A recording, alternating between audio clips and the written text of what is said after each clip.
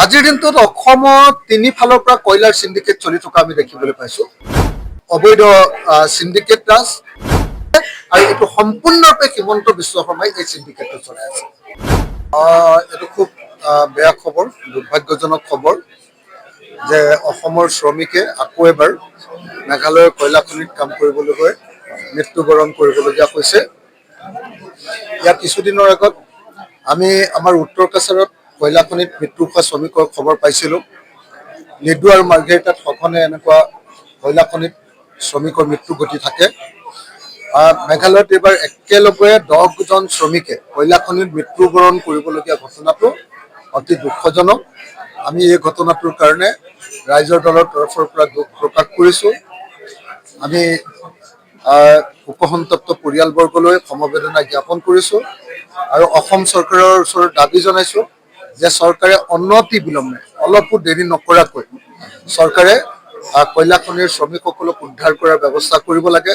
বাকী যিসকল ৰৈ আছে আৰু মৃতকৰ পৰিয়ালবিলাক মৃতকসকলক অসমলৈ অনাৰ ব্যৱস্থা কৰিব লাগে আৰু প্ৰত্যেকটো মৃতকৰ পৰিয়ালক অতি কমেও 20 লাখ টকাকৈ ক্ষতিপূৰণ দিব লাগে। এই দাবী আমি উত্থাপন কৰিছোঁ। কিন্তু আটাইতকৈ ডাঙৰ কথাটো হ'ল আজি কেইদিনমানৰ আগতে অসমৰ মুখ্যমন্ত্ৰীয়ে কৈছে যে যোৱা কিছুদিনৰ ভিতৰত অসমৰ যুৱক যুৱতীয়ে বহিৰাজ্যত কাম কৰিবলৈ গৈ যোৱা কিছুদিনত 6 মাহ নে এবছৰৰ ভিতৰত 162জন যুৱক যুৱতীয়ে মৃত্যুবৰণ কৰা বুলি জানিব পৰা গৈছে।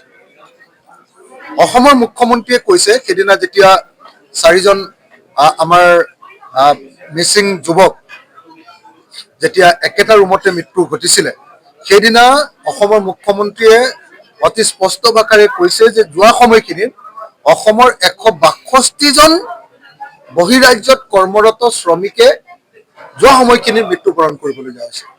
তাৰমানে এইটোকে প্ৰমাণ কৰিছে যে মুখ্যমন্ত্ৰী হিমন্ত বিশ্ব শৰ্মাৰ বিজেপি চৰকাৰৰ দিনত অসমৰ যুৱক যুৱতীসকলে অসমত কাম পোৱা নাই।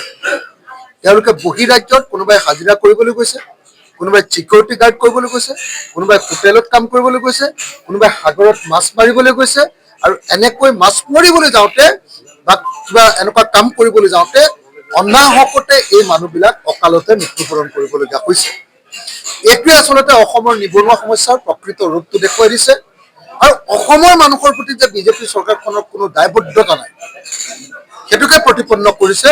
বহিৰাজ্যত কৰ্মৰত প্ৰত্যেকজন নাগৰিকৰ কাৰণে তেওঁলোকৰ সুৰক্ষা, তেওঁলোকৰ চিকিউৰিটি, তেওঁলোকৰ নিৰাপত্তা, তেওঁলোকে যদি কিবা অসুবিধা হয় তেওঁলোকক ঘূৰাই অনাৰ ব্যৱস্থা, এই আটাইবিলাকৰ কাৰণে প্ৰত্যেকজন বহিৰাজ্যত কৰ্মৰত শ্ৰমিক কৰ্মচাৰীক অসম চৰকাৰে ৰেজিষ্টাৰ কৰাৰ ব্যৱস্থা কৰিব লাগে।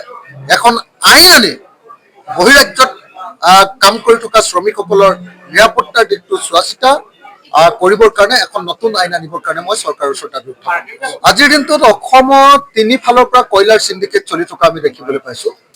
এটা হ'ল মাৰ্ঘেৰিটা আৰু লিডু, 2 নম্বৰটো হ'ল অৰুণাচল প্ৰদেশৰ পৰা খাৰচাঙৰ পৰা আহি থকা কয়লাৰ অবৈধ এটা সাংঘাতিক সিন্ডিকেট 2, 3 নম্বৰটো হ'ল নাগালেণ্ডৰ পৰা আহি থকা আমাৰ কি কয় সোণাৰীৰ পিনেদি আমাৰ চৰাইদেউ জিলাকৈ নাগালেণ্ডৰ পৰা আহি থকা কয়লাৰ অবৈধ খনন আৰু অবৈধ সৰবৰাহ, আৰু 4 নম্বৰটো হ'ল মেঘালয়ৰ কয়লাৰ অবৈধ খনন আৰু সৰবৰাহ। গতিকে 4 ধৰণৰ কয়লাৰ অবৈধ খনন, অবৈধ সিন্ডিকেট ৰাজ আৰু অসমৰ ভিতৰতে আকৌ আমাৰ কাৰ্বি আংলং আৰু উত্তৰ কাছাৰ, লিডু মাৰ্ঘেৰিটাৰ উপৰিও কাৰ্বি আংলং আৰু উত্তৰ কাছাৰ এইবিলাকতো কয়লাৰ অবৈধ খনন, অবৈধ কাৰবাৰ, ব্যৱসায়, সৰবৰাহ এইবিলাক চলি আছে আৰু এইটো সম্পূৰ্ণৰূপে হিমন্ত বিশ্ব শৰ্মাই এই সিন্ডিকেটটো চলাই আছে। গতিকে মই কয়লাৰ অবৈধ সিন্ডিকেট বন্ধ কৰিবৰ কাৰণে অসমৰ মুখ্যমন্ত্ৰী হিমন্ত বিশ্ব শৰ্মাৰ ওচৰত দাবী উত্থাপন কৰিছোঁ।